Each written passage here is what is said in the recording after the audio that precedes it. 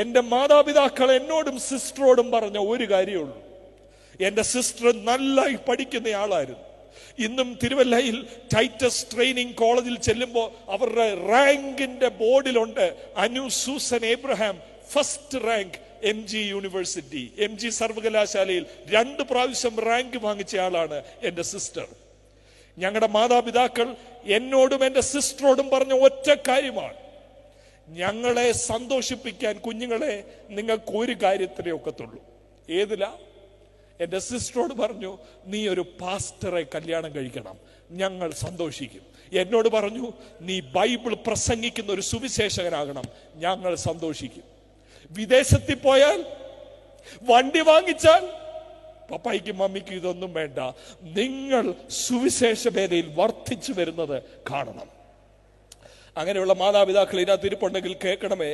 എന്റെ സിസ്റ്റർ പാസ്റ്ററിനെ വിവാഹം കഴിച്ചു.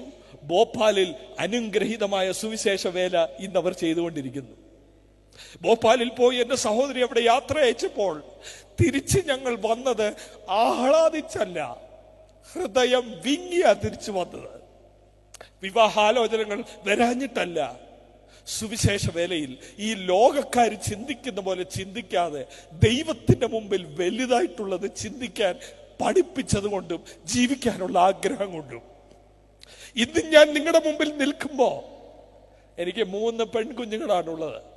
ഞാൻ ഇടയ്ക്കൊക്കെ മാറിയിരുന്ന് അവരെ നോക്കും. കർത്താവേ, ഇവരുടെ ഭാവി എന്താവും എനിക്കറിയില്ല. ഒരു കാര്യം എനിക്കറിയാം, ഞാൻ ആരെ വിശ്വസിച്ചിരിക്കുന്നു എന്ന് ഞാൻ അറിയുന്നു.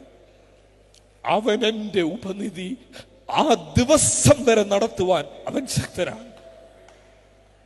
സുവിശേഷ വേല എന്ന് പറയുന്ന ഒരു മാജിക് അല്ല, കളിപ്പിക്കലല്ല. ബാബാ നീ ഏറ്റവും വലിയവരാകും അല്ല. നിനക്ക് കഴിവില്ലെങ്കിൽ അവൻ കഴിവ് തരും.